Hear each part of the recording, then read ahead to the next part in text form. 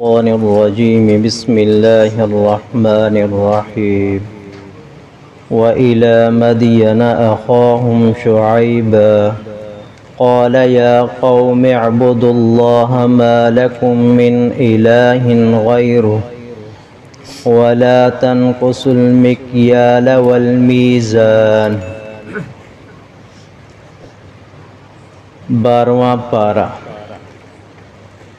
وَإِلَى مَدْيَنَ أَخَاهُمْ شُعَيْبًا اور مدین کی طرف حضرت شعیب علیہ السلام کو بھیجا۔ مدین کے بھائی تھے، مطلب یہ ہے کہ حضرت شعیب علیہ السلام ہی کی قوم کے تھے۔ حضرت شعیب علیہ السلام بھی مدین ہی میں سے تھے۔ نبی کریم صلی اللہ علیہ وسلم کی بعثت سے پہلے بیک وقت روئے زمین پر کئی انبیاء ہوا کرتے تھے۔ ایک ایک شہر کا، ایک قریہ بستی کا بھی نبی ہوا کرتا تھا، جیسے حضرت شعیب علیہ السلام، اور اسی دوران حضرت موسیٰ علیہ السلام تھے اور حضرت ہارون علیہ السلام بھی تھے۔ تینوں نبی تھے اور تینوں کے تھے اللہ کے رسول تھے، اور تینوں ہی شریعت کی کیا کرتے تھے؟ تبلیغ کیا کرتے تھے۔ حضرت شعیب علیہ السلام کا اس رکوع میں واقعہ بیان ہو رہا ہے۔ قال یا قوم اعبدوا اللہ ما لکم من الہ غیرہ، اے میری قوم عبادت کرو اللہ کی، کیا ہو گیا ہے تمہیں کہ تم اس الہ کو چھوڑ کر دوسرے الہ کی عبادت میں لگ گئے ہو؟ اور پھر روک رہے ہیں چند چیزوں سے، وَلَا تَنْقُصُوا الْمِكْيَالَ وَالْمِيزَانَ، کہ تم ناپ تول کے اندر کمی نہ کرو۔ اِنِّي أَرَاكُمْ بِخَيْرٍ وَإِنِّي أَخَافُ عَلَيْكُمْ عَذَابَ يَوْمٍ مُحِيطٍ، میں تمہیں دیکھتا ہوں کہ تم خوشحال ہو۔ مدین والے زراعت کیا کرتے تھے، کھیتی باڑی کیا کرتے تھے، لیکن جب چیز ایک دوسرے کو دیتے تھے، گندم ہے یا گیہوں ہے، چاول ہے، تو اس کے اندر کمی بیشی کیا کرتے تھے۔ حضرت شعیب علیہ السلام روک رہے ہیں کہ تم خوشحال ہونے کے باوجود، یعنی تمہارے پاس وافر مقدار میں مال ہونے کے باوجود بھی تم یہ حرکت کرتے ہو، بجائے اللہ کا شکر بجا لانے کے تم بلکہ اور اپنے مال کے اندر ناحق طریقے سے اضافہ کر رہے ہو۔ انی اخاف علیکم عذاب یوم محیط، میں دیکھتا ہوں کہ ایک دن آنے والا ہے تمہیں عذاب احاطے میں لے لے گا۔ ناپ تول کے اندر کمی کرنا، نبی کریم صلی اللہ علیہ وسلم نے فرمایا اس کی نحوست سے مختلف احادیث ہیں۔ ناپ تول کمی کی وجہ سے اللہ تعالی ظالم جابر حکمران مسلط فرما دیتے ہیں۔ اب کیا مطلب کہ ساری انسانیت ناپ تول میں کمی کر رہی ہے؟ نہیں، چند ایک لوگ کر رہے ہیں۔ اب ان کی وجہ سے ظالم جابر تو سب پر مسلط ہو گئے نا۔ گناہوں کی نحوست ہوتی ہے، جیسے ہم ایک کھانا کھاتے ہیں، کھانا کھانے سے پہلے بسم اللہ پڑھ لیتے ہیں، اب کہتے ہیں کہ یہ بابرکت کھانا ہے۔ پانی پی رہے ہیں، پانی پینے سے پہلے بسم اللہ پڑھ رہے ہیں تو کہتے ہیں کہ اب برکت پانی ہے یہ۔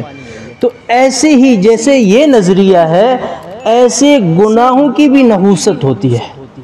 اب اس گناہ کی نحوست ہے کہ اللہ تبارک و تعالی چند لوگوں کی وجہ سے پوری انسانیت پر ظالم جابر حکمران مسلط فرما رہا ہے۔ ایک ہوتا ہے نا کہ میں تو ٹھیک ہوں، معاشرہ غلط ہے۔ بھی جب میں ٹھیک ہوں تو میں نے کتنا کوشش کی دوسروں کو ٹھیک کرنے کی، اب ان کے نہ ٹھیک ہونے کی وجہ سے پس تو رہا ہوں، اس کے نہ ٹھیک کرنے کی وجہ سے پس رہا ہوں، برابر کا شریک ہو رہا ہوں۔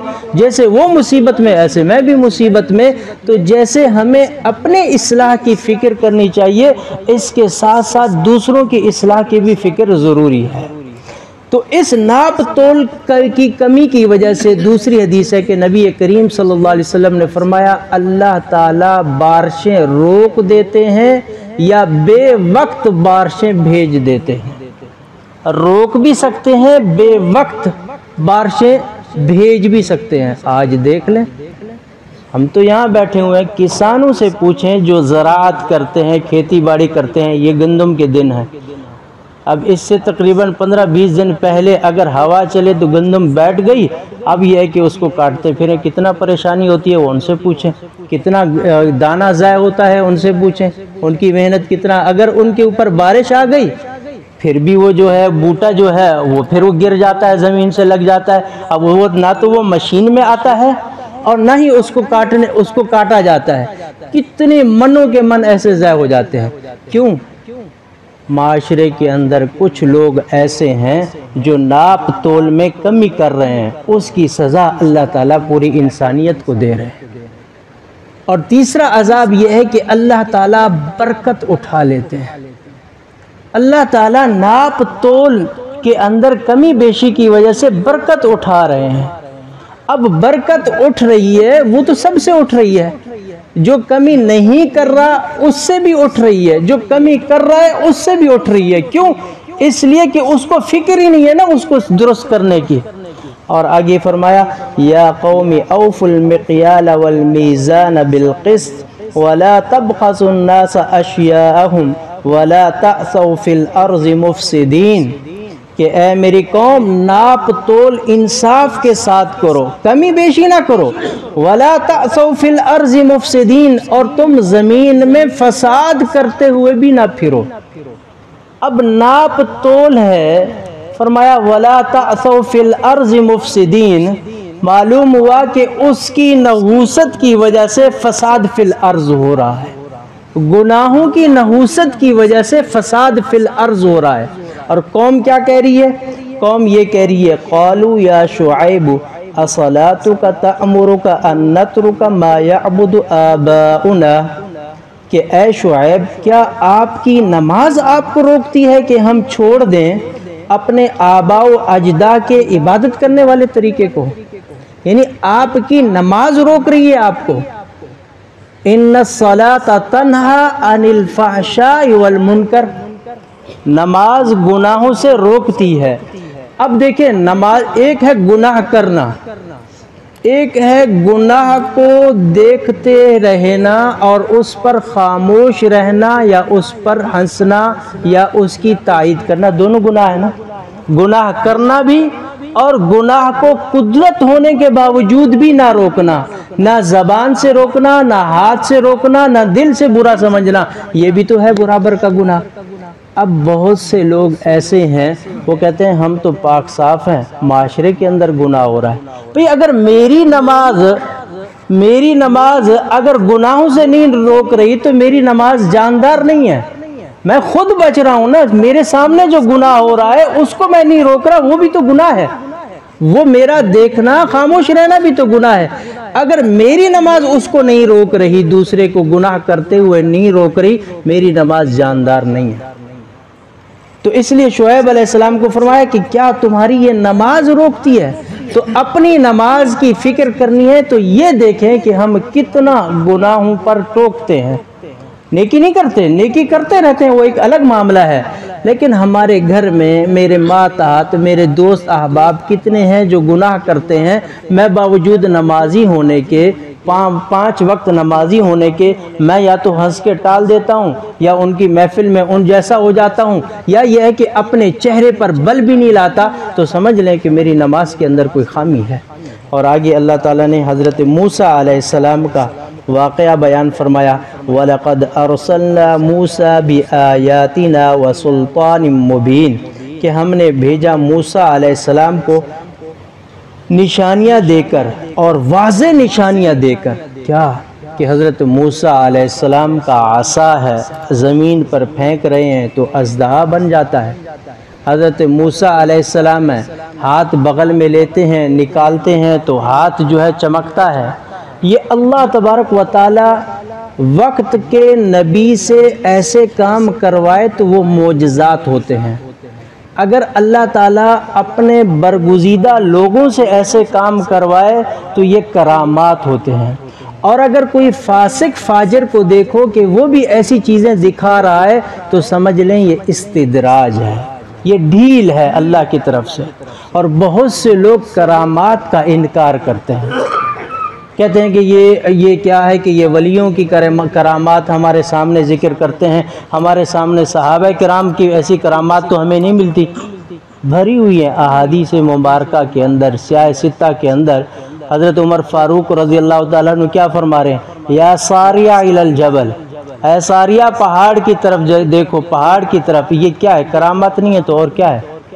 بہت سے لوگ کہتے ہیں کہ نہیں، ہمیں قرآن سے دکھائیں، ہمیں حدیث سے دکھائیں۔ یہ کرامات جو ہیں یہ آپ لوگوں نے اپنے پیروں کو اوپر چڑھا کے رکھا ہوا ہے، قرآن اور حدیث کے اندر کرامات کا ذکر نہیں ملتا۔ یاد رہے کہ صحابہ کرام کی زندگی میں کرامات ملتی ہیں، ذرا تعصب سے ہٹ کر ان کا مطالعہ تو کریں۔ اور آگے سورۃ یوسف ہے، سورۃ یوسف کے اندر حضرت یوسف علیہ السلام کا واقعہ وہ ہر ایک کے لیے مثال ہے کہ اللہ تبارک و تعالیٰ نے کہاں سے اٹھایا کہ اپنے ہی حاسد بن گئے تھے، اپنے ہی دشمن ہو گئے تھے۔ حضرت یوسف علیہ السلام کو گھر سے بھی نکال دیا، یوسف علیہ السلام کو بیچ بھی دیا، اور پھر اللہ تبارک و تعالیٰ نے پھر کیا کیا؟ نبوت بھی عطا فرمائی، وزارت بھی عطا فرمائی۔ تو ہم میں سے ہر بندے کو ایک امید رکھنی چاہیے اللہ تعالیٰ سے، اچھی امید۔ اب دیکھیں حضرت یوسف علیہ السلام کہاں سے کہاں پہنچے، اور پھر حضرت یوسف علیہ السلام نے خواب دیکھا کہ مجھے 11 ستارے، سورج اور چاند کیا کر رہا ہے؟ سجدہ کر رہا ہے۔ خواب کس کو بتا رہے ہیں؟ باپ کو بتا رہے ہیں۔ باپ کہہ رہا ہے اپنے بھائیوں کو یہ خواب مت بتانا۔ کیوں؟ اس لیے کہ حاسد ہوتے ہی اپنے ہیں۔ ہم تو کہتے ہیں نا کہ حاسد دشمن ہوتے ہیں، نہیں، حاسد اپنے ہی ہوتے ہیں، جو قریبی ہوتے ہیں حسد تو وہی کرتے ہیں۔ تو اپنے قریبیوں کو بھی وہ خواب نہ بتانا۔ پہلی بات تو یہ ہے، ہمارے معاشرے کے اندر ایک یہ بھی ہے، خواب، سچا خواب یہ نبوت کی دلیل ہے اور نبوت کا خاصہ ہے، لیکن میرے اور آپ کے خواب کے اندر احتمالات ہیں۔ بہت سے لوگ کہتے ہیں کہ وہ 2 خواب اچھے دیکھ لیتے ہیں تو کہتے ہیں ہم کو شاید اب اڑنے بھی والے ہیں، بزرگی کے اندر، بزرگی میں اب اڑنے والے ہیں، اچھے خواب دیکھ لیے۔ نہیں، خواب ہے بھائی۔ اور بہت سے لوگ کہتے ہیں کہ وہ چور پکڑنے کا طریقہ خواب کے ذریعے بتا رہے ہیں۔ یہ سب یہ ہے، ایسا نہیں ہے، کچھ بھی نہیں ہے۔ اب حضرت یوسف علیہ السلام کو حضرت یعقوب علیہ السلام بتا رہے ہیں کہ اپنا خواب اپنے بھائیوں کو بھی مت بتانا۔ اس سے ہمیں یہ بھی سبق ملتا ہے کہ اپنی نعمت کا اظہار ہر کسی کے سامنے مت کرنا۔ بہت سے لوگ شیخیاں بکیر دیتے ہیں، اپنے ہوتا کچھ نہیں ہے، یا ہوتا ہے تو وہ چند ایک آدمیوں کے سامنے ایسے تذکرہ کرتے ہیں، وہ کوئی حسد یا کوئی نظر لگ جاتی ہے، پھر وہی ہوتا ہے کہ پوری زندگی روتے رہتے ہیں۔ اب یہاں دیکھیں، وقت کا نبی بتا رہا ہے اپنے بیٹے کو کہ اپنا خواب اپنے بھائی کو نہ بتائیں۔ ہاں، کچھ ایسی چیزیں ہیں کہ اس کے بتانے سے، جس کے بتانے سے سامنے والے کے دل میں ترغیب ہو جائے، یا سامنے والے بے ادب کے دل میں ادب کا داعیہ پیدا ہو جائے تو بتا سکتے ہیں، ورنہ اگر ایسا ہو کہ میری نعمت کے اظہار کرنے سے سامنے والے کے دل میں حسد پیدا ہو سکتا ہے تو اپنی نعمت کا اظہار اس کے سامنے نہ کیا جائے۔ دعا ہے کہ اللہ تبارک و تعالی قرآن کریم سمجھنے کی توفیق عطا فرمائے۔ وآخر الدعوانا الحمدللہ۔